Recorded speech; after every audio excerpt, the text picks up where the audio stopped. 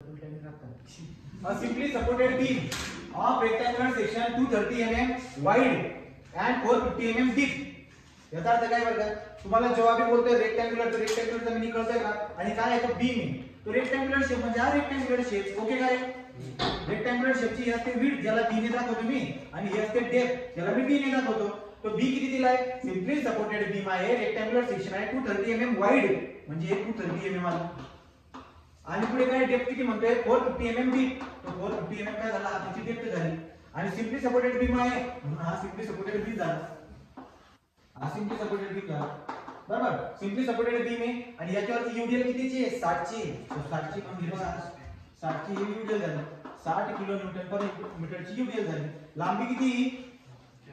लांबी किती? Entire span of 4 metre. तो इंटायर स्पॅन ऑफ 4 मीटर 4 मीटरची लांबी आहे. Determine the maximum bending stress and draw bending stress diagram. ठीक आहे. चला कोण सांगेल बरं का बेंडिंग स्ट्रेसचा फॉर्म्युला काय असतो? काल शिकवलं तुम्हाला माझा m/z. झालं. बेंडिंग स्ट्रेसचा फॉर्म्युला कसा? m/z. So therefore we have आपण डायरेक्टली काय मेन्शन करणार? Using flexural formula. Using flexural formula. Flexural formula काय म्हणतात तुमचा? m/i is equal to sigma by y. एवढीच टर्म यूज करा. m/i is equal to sigma by y. So therefore याच्या पुढे लिहून देतो.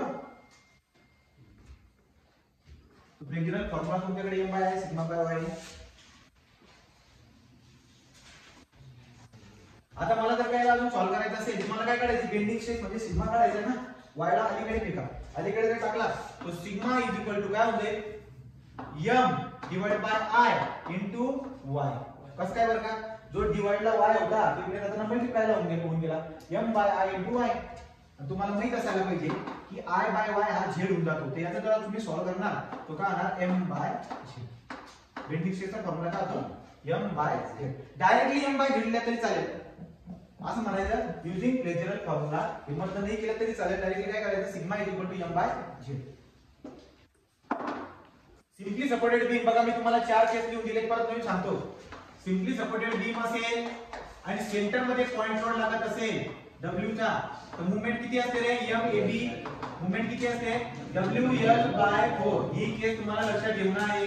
दुसरं सिम्पली सपोर्टेड बीम असेल आणि त्याच्यावरती UDL लागते. UDL छोटा w kilo newton per metre ची UDL लागते. इंटायर स्पार किती आहे? L. तिथे मूवमेंट काय असतो? WL/r. WL/r. हे दोन तुम्ही फॉर्म्युला लक्षात ठेवायचे. जर सिम्पली सपोर्टेड बीम असेल तर मला सांगा IM चा फॉर्म्युला कसा काढणार तुम्ही आता? त्यांनी म्हटलंय तुम्हाला रेक्टँग्युलर बीम जाऊ द्या. सिम्पली सपोर्टेड बीम आणि त्याच्यावरती UDL दिली. मग कोणता फॉर्म्युला वापरणार तुम्ही बघा. सिम्पली सपोर्टेड बीम त्याच्यावरती UDL टाकले M चा फॉर्म्युला काय होणार? WL² bye 8. असं का करते? कारण मला बेंडिंग स्ट्रेस काढावा लागते. बेंडिंग स्ट्रेस काढायचा असेल तर मला M काढावा लागणार. M काढायचा असेल तर आपल्याकडे ही केस आहे. तर M चा फॉर्म्युला WL² बाय 8 आहे. आणि W किती आहे तुम्हाला? 7. लांबी किती द्यायची टोटल? 4 चा स्क्वेअर डिवाइड बाय 8. सांगा बरं काय M किती आहे? 120 kilo newton into metre. Kilo newton into metre. तो M is equal to 1 kilo newton into metre चा मीनिंग काय होगा? 120 इनटू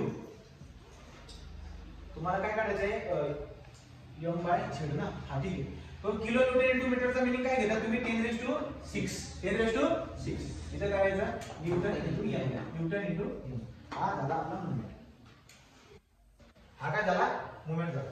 हा मोमेंट आला. अजून तुम्हाला काय करावं लागेल? z. कोण सांगेल मला? रेक्टँग्युलर सेक्शनचा z कसा असतो? काल लिहून दिले तुम्हाला. BD² by 6. काय असतो? DB² पण असतो, BD² पण असतो. पण जनरली आपण काय घेणार? BD² by 6. सो आपण आता m कडून झाला बरं का माझा. तो z is equal to BD² by 6. b किती आहे आडवा? बीमचा आडवा किती? डायमेन्शन किती आहे? 230. डेप्थ किती आहे? 450. त्याचा स्क्वेअर डिवाइड बाय 6. सांगा बरं का z किती आहे? 7.76 × 10⁶. 10⁶. z चा युनिट असतो mm चा क्यूब. तो z पण आला. m आला, z आला.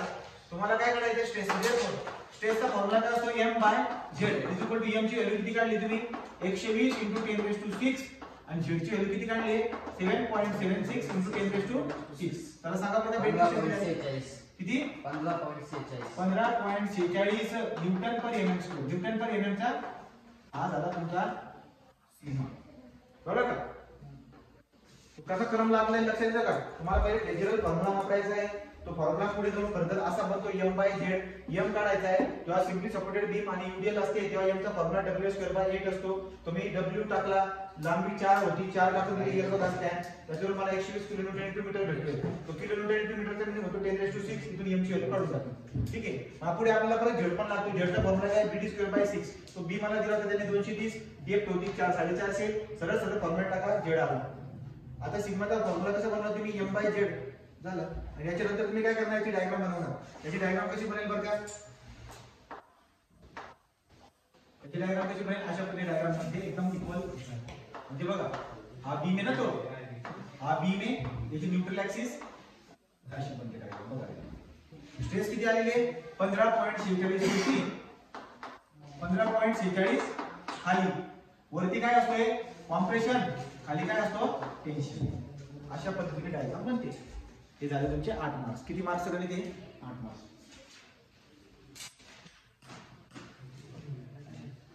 कसं लिहित गेलो कळालं की तुम्हाला? बोलते पाहिलं झाले काय?